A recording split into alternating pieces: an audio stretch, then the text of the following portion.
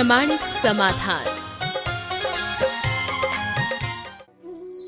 गुरुवर नमोस्तु। हमारी कहानी हाथों की चंद लकीरों से सिमटी है और जैन धर्म कर्म सिद्धांत की प्रधानता को दर्शाता है। तो हाथों की लकीरों का संबंध कर्म सिद्धांत से कैसे है? देखिए, मैं तो ये कहता हूँ कि हाथों की लकीर से हमारा भाग्य निर्धारित नहीं होता, क्योंकि भाग्य तो उनके भी होते जिनके हाथ नहीं होते। इसलिए हाथ के लकीर तो एक संकेत है, उसे अगर हम पढ़ सके तो हाथों के लकीर के आधार पर अपने जीवन के भावी संकेतों को हम जान सके। लेकिन मनुष्य के कर्म में इतनी बड़ी ताकत है, पुरुषार्थ में इतनी बड़ी ताकत है कि वो अपने हाथ की लकीर बदल सकता है। औरों की बदली है न बदली हो मुझे नहीं मालूम, पर मैंने अपने लकीरों को बनते और बदलते देखा है। तो हम अपनी रेखा को बदल सकते हैं यदि हमारे अंदर वैसी इच्छा शक्ति हो, साधना हो, तपस्या। गुरुवर नमोस्तु। स्वयंभू स्तोत्र, शांति अष्टक, भक्तामर स्तोत्र की रचना 3 आचार्यों ने की, तो वर्तमान में भक्तामर स्तोत्र की प्रसिद्धि अधिक और इन दोनों की कम क्यों है? देखिए, जो भी कारण हो, पर मुझे एक कारण दिखता है, भक्तामर स्तोत्र इतना प्रसिद्ध क्यों है। उसका पहला शब्द ही भक्तामर स्तोत्र को प्रसिद्ध बनाता है। वो कहता भक्तामर, यानी जो भक्त बनता है वो अमर बन जाता है, और इस भक्त को उसने अमर बना दिया। भक्त से भगवान बनने की प्रक्रिया है। निश्चयतः भाव की दृष्टि से देखा जाए तो शंभु स्तोत्र के भाव में कोई कमी नहीं, अन्य कल्याण मंदिर, विशापहार आदि के स्तोत्रों में भी कोई कमी नहीं, एक ही भाव स्तोत्र में भी कोई कमी नहीं। लेकिन आचार्य मानतुंग ने जिस भाव धारा में बैठ करके इस स्तोत्र की रचना की, निश्चित उनका पुण्य उस काल में प्रबल होगा। रचयिता का पुण्य भी उसे अमर करता है, तो इसलिए आज उसकी प्रसिद्धि हो गई, प्रभाव भी दिखता है।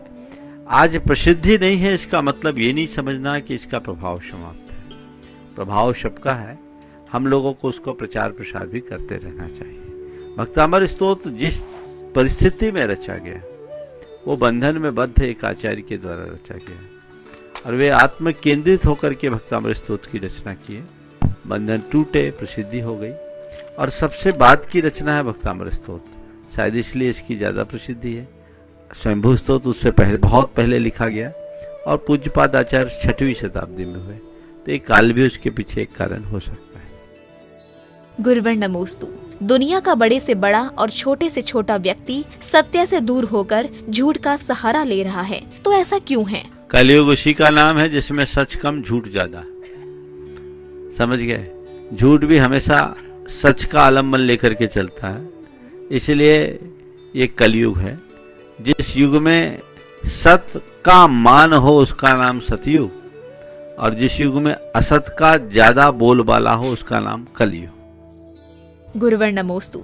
बेटियों को मायके और ससुराल में हमेशा पराया क्यों बोला जाता है, और बेटियों का वास्तविक घर कौन सा होता है? देखिए, बात बिल्कुल सही है। यही सवाल बहुत पहले जब मैं अजमेर में था तो ये सवाल दूसरे तरीके से पूछा गया। पूछा कि जब मायके में रहते हैं तो कहती है ये ससुराल की है, ससुराल में रहते हैं तो कहते ये तो उसका मायका वहां है, तो बेटी का घर कौन सा है? मैं आपसे कहता हूं ये बेटियों के सौभाग्य का सूचक है। बहुत ध्यान से सुनना मेरी बात को। ये बेटियों के सौभाग्य का सूचक है। क्यों? क्योंकि बेटा तो एक ही घर का होता है, बेटी 2-2 घर की होती है। इसे देहरी के दीप की तरह कहा गया है, जो बाहर भी उजाला करता है, भीतर भी उजाला करता है। वो अपने पिता के घर को भी गौरवान्वित करती है, तो पति के घर को भी। अब अगर इसमें ये कहा जाए कि घर में रहे तब कहे बेटी पराई घर की है, तो मुझे उसमें भी गलत नहीं दिखता, ताकि बेटी को पराई मानते हुए कि इसको पर घर में जाना है, जब तक घर में रहे माँ बाप उसकी भावनाओं का ख्याल रखते हुए अच्छे से रखे। और जब वो ससुराल जाए और ससुराल में जाने के बाद यदि कहे कि ये तो पराई घर की है, तो सास ससुर और ससुराली जन ये सोचकर कि इसने हमारे घर में आने के लिए अपना सारा घर बार छोड़ा, पर घर की बहू है, पर घर की बेटी हमारे घर आई है बहू बनकर, हमें इसे बहुत अच्छे से रखना है, अच्छे से रखना है। ये दृष्टिकोण रखे तो कहीं गड़बड़ ना हो। लेकिन लोग उसे दूसरे तरीके से प्रस्तुत करते हैं, इसलिए नकारात्मक दिशा में जाती है, नहीं जाना चाहिए। गुरुवर नमोस्तु।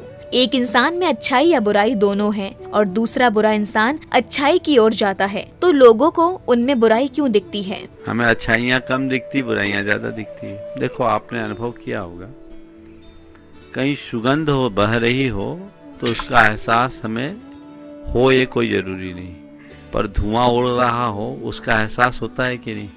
होता है ना। तो एक मनुष्य का एक स्वाभाविक स्वभाव जैसा बन गया, इसलिए वो विपरीत दिशा में जाता है। हमें इसी से अपने आप को मोड़ना है। हमारे यहाँ तो कहा गया कि बुराई में भी अच्छाई देखो, लोग तो अच्छाई में भी बुराई देखते हैं, गड़बड़ है।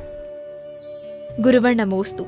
हम लोग व्रत, उपवास, एकासन, रात्रि भोजन त्याग करने के बाद भी धर्म के प्रति हमारी भावना उजागर क्यों नहीं होती है? देखिए, निश्चित व्रत, उपवास आदि करना, धार्मिक क्रियाओं को करना बहुत शुभ लक्षण है। बहुत थोड़े लोग हैं जो पूरी तरह धार्मिक क्रियाओं को करते हैं। लेकिन आपने एक जो सवाल किया है कि इतना सब कुछ करने के बाद भी हमारा मन धर्म में स्थिर नहीं रहता, इसकी एक वजह है, और वो वजह यह है कि आप क्रिया के धर्म को स्वीकार कर लिए हैं, विचारों के धर्म को अंगीकार नहीं कर पाए। विचारों के धर्म को अंगीकार करें, धर्म को अपने भीतर की भावना बनाएं, धर्म के मूल स्वरूप को समझने की कोशिश करें। यदि आप धर्म के मूल स्वरूप को समझेंगे, धर्म के को अपने अंतरात्मा की भावना बना करके चलेंगे, तो जीवन में बदलाव आएगा, धीरे धीरे रुचि बढ़ेगी। अपनी रुचि बढ़ाइए, क्रियाओं में जितनी रुचि है उसके पीछे उसके प्रयोजन में आपकी रुचि बढ़ेगी, निश्चित आपकी धार्मिक भावनाओं में उत्तरोत्तर वृद्धि होगी। गुरुवर नमोस्तु। आजकल जैन मंदिर में समाजवाद अधिक फैल गया है। लोग तीर्थंकरों के नाम से मंदिरों को नहीं जानते, तो समाज में फैली ऐसी विकृतियों से हम कब निजात पाएंगे? एक आदमी मरा, सपने में स्वर्ग पहुंच गया। जिस दिन स्वर्ग पहुंचा तो स्वर्ग में बहुत भीड़ भाड़ थी, पूरा शहर सजा हुआ था, स्वर्ग के सड़कें सजी हुई थी, बंधनवार लगे हुए थे, एक अलग ही वातावरण था। पूछा क्या बात है? बोला आज भगवान का जन्मदिन है। भगवान का जन्मदिन है। बोले अच्छा, तो सज्जा क्यों? बोले अभी भगवान का रथ निकलेगा यहाँ से। एक किनारे बैठ गया, प्रमुदित हुआ कि अब भगवान के दर्शन करने का सौभाग्य मिलेगा। थोड़ी देर बाद देखा तो एक बड़ी भीड़, एक दिव्य रथ चला रहा, उस पर एक दिव्य रथ पुरुष बैठा है और उसके पीछे लाखों की भीड़ है। रथ नजदीक आया, जय जयकार करते हुए रथ आगे बढ़ा। उसने पूछा ये कौन है? बोले ये राम है। उसके पीछे कौन है? बोले ये उनके भगत है। फिर थोड़ी देर बाद सन्नाटा हुआ, फिर दूसरा रथ, उस पर भी एक तेजस्वी पुरुष बैठे, लोग उनके साथ भी लाखों की तादाद में, अपेक्षाकृत कुछ कम। बोले ये कौन है? बोले श्री कृष्ण है। उनके पीछे कौन? उनके अनुयायी। फिर एक आया, उसमें बुद्ध आए, बुद्ध के पीछे उनके अनुयायी आए। फिर आपके जाकर के एक आया, उसमें ईसा मसीह आए, उनके पीछे अनुयायी आए। मोहम्मद आए, उनके पीछे अनुयायी आए। भगवान महावीर आए, उनके पीछे अनुयायी आए। सब चले गए, सन्नाटा। आखिरी में एक व्यक्ति अकेला वृद्ध लाठियों के को टेकता टेकता निकला। उस व्यक्ति को बड़ा आश्चर्य हुआ कि अभी इतना बड़ा जलसा हुआ, राम से लेकर महावीर तक सब गुजर गए, तुम उनमें नहीं और अकेले तुम आए हो। तुम अकेले क्यों आए हो? तुम हो कौन? बोला मैं भगवान हूं, मैं भगवान हूं। तो आप भगवान और एकदम अकेले? बोले क्या करूं, मेरे सारे भक्त मेरे नामों में बट गए, मैं अकेला। मेरे सारे भक्त मेरे नामों में बट गए, मैं अकेला हूं, इसलिए मैं अकेला आ रहा हूं। बस यही स्थिति है। हमने भगवान को भी बांट डाला। ये जो अलग अलग समाजों के मंदिर बने, लेकिन उसमें जो टाइटल लिखा जाता है ना, वो भगवान को बांट देता। भगवान भी नागदा के या दशा के और बीसा के हो गए तो भगवान कहाँ रहे? हमारा और तुम्हारा मंदिर हो गया तो भगवान कहाँ रहे? लेकिन ऐसी स्थितियां सारे देश में हैं, सब जगह देखने को मिलती है। हमें ऐसी प्रवृत्तियों से अपने आप को बचाना चाहिए। और चूंकि अभी मैं मेवाड़ में भ्रमण कर रहा हूं, मुझे एक अलग छटा दिख रही है। गांव गांव में जैन हैं, हर 2-2, 5-5 किलोमीटर में। सुबह से तो आज कितने लोग आ गए। जब से मैं भिंडर से इधर निकला, मुझे ऐसा लग रहा है जैसे बुंदेलखंड में बिहार कर रहा हूं। हर 2-2, 4-4, 6-6 किलोमीटर पर लोग हैं, समाज है, बस्ती है, उत्साह है। लोगों का मन भी होता है कि महाराज हमारे यहाँ आए। भाई क्या करें, बहुत सारे लोग हताश भी हो रहे हैं। तो ये जब सब सोच रहे, एक बड़े अच्छे शुभ चिन्ह है। धार्मिकता होना, अलग अलग समाज और समाज की व्यवस्थाएं बनना अलग बात है, पर मंदिरों के साथ हमारी मानसिकता ठीक होनी चाहिए। प्रबंध अगर किसी समाज का है तो प्रबंध की दृष्टि से उसका नाम जुड़ना अलग है, लेकिन यह समाज इसका मंदिर, ये अच्छी बात नहीं। गुरुवर नमोस्तु। घर के द्वार पर भिखारी के द्वारा पैसे मांगने पर उसके साथ कैसा व्यवहार करना चाहिए? भिखारी को दान देना धर्म है, पर जो पैसे से भिखारी है उनको दान देना पाप है। आप देखिए, आपके दरवाजे पर आया हुआ भिखारी वास्तविक भिखारी है तो आप उसको ऐसा समर्थ बनाने का प्रयास करें कि जिससे उसका जीवन ठीक हो, सहयोग दे अपनी शक्ति अनुसार। लेकिन भीख मांगना ही जिसका पेशा बन गया, उससे दूर रहे। गुरुवर नमोस्तु। हम गृहस्थ लोगों को मंदिर आदि स्थानों पर परिणाम विशुद्ध रखने के लिए क्या करना चाहिए? स्मार्त क्रिया प्रतिफलंति न भाव शून्य। भाव से शून्य क्रिया का कोई फल नहीं मिलता। आपने पूछा हम अपने परिणाम अच्छे कैसे रखें? अशुभ निमित्तों से बचें, शुभ निमित्तों का अधिक से अधिक आलम्बन लें। परिणाम शुद्धि का यही श्रेष्ठतम रास्ता। गुरुवर नमोस्तु। आजकल नए जैन मंदिर नवीन प्रतिष्ठा हो रही है, लेकिन पुराने को अनदेखा किया जा रहा है, तो इसके लिए हमें क्या प्रयास करना चाहिए? बिल्कुल सही है। पुरानी जो धूल खारी है उसका हमें सुधार करना चाहिए, और नए के निर्माण का निषेध करना ठीक नहीं है। जैसे समाज बढ़ रही है, बढ़े, लेकिन पुरानी यदि धूल खारी है तो उसकी तरफ हमारा पूरा ध्यान जाना। मंदिर के निर्माण का केवल यही प्रयोजन नहीं कि हमें मंदिर बनाना है। मंदिर हमारी संस्कृति और समाज का मुख्य केंद्र है। धार्मिक के साथ साथ अलग अलग कॉलोनियां बनती है, मंदिर जरूरी है। तीर्थ क्षेत्र में स्थायी निर्माण आवश्यक है ताकि तीर्थों के प्रति लोगों का झुकाव बढ़े। हम मंदिर को गोद नहीं ले, मंदिर की गोद में जाए, मंदिर की गोद में जाए। हम मंदिर को गोद में लेने वाले होते कौन है? जो लोग आप कहते हैं कि मंदिर बनाने की जगह मंदिर की रखरखाव के लिए अपनी व्यवस्था देना चाहिए। रखरखाव के अभाव में हमारे मंदिर गौण हो रहे हैं, ऐसे कम है। हमें उनको खोज करके उनके जीर्णोद्धार और उनके रखरखाव के लिए अपना दान देना चाहिए, प्रमुखता से दान देना चाहिए। लेकिन कई बार ये भी आता है कि किसी मंदिर में अगर अनेक प्रतिमाएं, आप उनसे बोलो तो देना भी नहीं चाहते। ये बड़ी दुविधा है, उसको उसी तरीके से देखना चाहिए। गुरुवर नमोस्तु। कुछ लोग स्वाध्याय करते हैं पर वे मुनि धर्म को नहीं मानते, और कुछ लोग मुनि भक्त हैं पर वे स्वाध्याय नहीं करते, तो ऐसे लोगों में स्वाध्याय के प्रति ललक कैसे जगाएं? देखिए, जीवन के कल्याण के लिए हमें देव, गुरु और शास्त्र तीनों का आलम्बन लेना जरूरी है। धार्मिक क्रियाएं धर्मोपासना का सबसे सरल माध्यम है। साधारण से साधारण व्यक्ति धार्मिक क्रियाओं के माध्यम से धर्म कर लेता है, लेकिन जब भी हम धर्म का आचरण करें तो हमारे अंदर कम से कम इतना तो ज्ञान होना चाहिए जो हम कर रहे हैं उसकी वास्तविक प्रक्रिया क्या है, और जो हम कर रहे हैं वो क्यों कर रहे हैं। एक पारंपरिक तरीके से धर्म को करना और एक ज्ञान मूलक दृष्टि से संपन्न होकर के धर्म करना, इन दोनों में बड़ा अंतर है। जो लोग पारंपरिक तरीके से धर्म करते हैं उनका धर्माचरण एक रूटीन बन करके रह जाता है, और जो ज्ञान मूलक दृष्टि रखते हुए धर्म का आचरण करते हैं, धर्म उनके जीवन में मौलिक परिवर्तन घटित कर देता है। तो हमें ज्ञान का आश्रय तो लेना ही चाहिए। नानम पयासवो, ऐसा हमारे शास्त्रों में कहा गया है। ज्ञान ही प्रकाशक है और ज्ञान के माध्यम से ही हमारा कल्याण होगा, लेकिन कोरा ज्ञान हमारा कल्याण नहीं करता। जो लोग केवल ज्ञान ज्ञान ज्ञान ज्ञान के नाम पर स्वाध्याय का रट लगाते हैं, मैं उन लोगों से कहता हूं कि केवल पढ़ने मात्र से क्या होगा।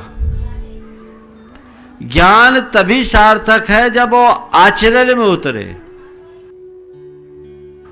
शास्त्रों में आचरण रहित ज्ञान को बकरे के गले में लटकने वाले स्तन की तरह कहा गया है, जो किसी काम का नहीं है। मेरे पास ज्ञान हो, ज्ञान की आराधना करूं, लेकिन जितनी ज्ञान की आराधना करूं उतना ही हमारा परिणाम भी निर्मल होना चाहिए। मैं ऐसे बहुत से तथाकथित ज्ञानियों को जानता हूं जिन्होंने 4 किताबें क्या पढ़ ली, दुनिया के सबसे बड़े ज्ञानी मानने का भ्रम पाल लिया। ऐसे तथाकथित ज्ञानी मान्य लोगों का कल्याण नहीं होगा। उनकी अपेक्षा जिन्हें अक्षर ज्ञान भी नहीं है लेकिन हृदय में वैराग्य है और अपनी आत्मा की समझ है, उनका कल्याण जल्दी होगा। तो मैं आप सबसे कहता हूं, ज्ञान रखो, ज्ञान का पूरा आश्रय लो, लेकिन ज्ञान की बाढ़ आए ऐसा मत करो। तुम्हारा ज्ञान आचरण से मधा होना चाहिए। और जो लोग आचरण के क्षेत्र में आगे बढ़ रहे हैं वे ज्ञान की उपासना करें। कदाचित इतनी समझ और शक्ति न भी हो तो कम से कम इतना तो ध्यान रखें कि मेरा हित और अहित किसमें। हिताहित का ज्ञान, हे उपादेय का ज्ञान, कर्तव्य अकर्तव्य का ज्ञान और पूज्या पूज्य का विवेक, इतनी बातें तो जीवन में होनी ही चाहिए। यदि ये हो गया तो बेड़ा पार है, अन्यथा सब हम बस चल रहे हैं, कोई लाभ नहीं होगा। गुरुवर नमोस्तु। इंसान कहता है पैसा आए तब मैं करके दिखाऊं, और पैसा कहता है करके दिखाओ तब मैं आऊं। तो इंसान पहले कर्म करे या फिर पैसा कमाए? पैसा आए तो मैं कुछ करके दिखाऊं, और पैसा कहता है कुछ करके दिखाओ तो मैं आऊं। पहले कर्म करे या पैसा कमाए, ये दोनों बातें नहीं है। जो सामने आते जाए वो करते जाओ। पैसा आए तो मैं कुछ करके दिखाऊं, ऐसा सोचने की जगह अभी जितना पैसा आया उतना करना तो शुरू कर दो। एक बात बोलूं, अनुभव ये बताता है कि पैसा वाले कुछ नहीं करते। बहुत ध्यान से सुनना, पैसा वाले कुछ नहीं करते हैं। लोक में कुछ भी वही करते हैं जिनके अंदर उदारता होती है। हृदय में उदारता होगी तो कम पैसे में भी बड़ा काम कर लोगे, और हृदय यदि अनुदार होगा तो खूब पैसा कमा लेने के बाद भी कुछ नहीं। गुरुवर नमोस्तु। जो व्यक्ति तन मन और धन से समाज की सेवा करता है तो समाज के लोग उसकी आलोचना क्यों करते हैं? देखिए, जो करेगा उसी की तो आलोचना होगी, जो करेगा ही नहीं उसकी आलोचना कौन करेगा? तो अच्छा काम करने के बाद भी आलोचना मिले तो घबराना नहीं चाहिए। उनकी आलोचना को सुनकर के अपने आप को सुधारने का प्रयास करना चाहिए, ताकि आने वाले दिनों में और अच्छा कर सके। कोई भी मनुष्य कितना भी सक्षम और सबल क्यों ना हो, उससे कुछ ना कुछ चूक हो जाती है। लोग आलोचना करते हैं, हालांकि आलोचना करना नहीं चाहिए, हमें अनुमोदना करना चाहिए, प्रोत्साहित करना चाहिए, लेकिन ये लोगों की एक प्रवृत्ति है। और मैं तो सोचता हूँ थोड़ी बहुत आलोचना होती है तो लोग थोड़े सावधान भी रहते हैं, अन्यथा लोग लापरवाह हो जाए या अभिमानी हो जाए। थोड़ी थोड़ी आलोचना हो, कोई चिंता नहीं, आलोचना की परवाह मत कीजिए, अपने लक्ष्य के प्रति समर्पित होकर काम करते चलिए। गुरुवर नमोस्तु। जैन धर्म में 24 तीर्थंकर पूजनीय हैं, लेकिन भगवान बाहुबली की तीर्थंकर के रूप में पूजन प्रतिष्ठा आदि क्यों नहीं की जाती है? देखिए, तीर्थंकर की पदवी नहीं, तीर्थंकर वे होते हैं जो एक विशेष कर्म करते हैं। तीर्थंकर किसको कहते हैं? जो तीर्थ का प्रवर्तन करे। तीर्थ का मतलब क्या है? जो द्वादशांग रूप आगम और चतुर्विध संघ की स्थापना करे। भगवान ऋषभदेव के काल में बाहुबली हुए, और उस समय बाहुबली भगवान से पूर्व ही भगवान ऋषभदेव ने द्वादशांग की रचना कर ली थी, चतुर्विध संघ को स्थापित कर दिया था। तो अब दूसरे तीर्थंकर का अवकाश कहाँ? तो जब तक द्वादशांग और चतुर्विध संघ है तब तक तीर्थ है, और उस तीर्थ के प्रवर्तक को तीर्थंकर कहते हैं। जब इनका लोप हो जाता है तब कोई युग पुरुष आते हैं और वापस इसे परिवर्तित करते हैं, वे तीर्थंकर कहलाते हैं। प्रमाणिक समाधान।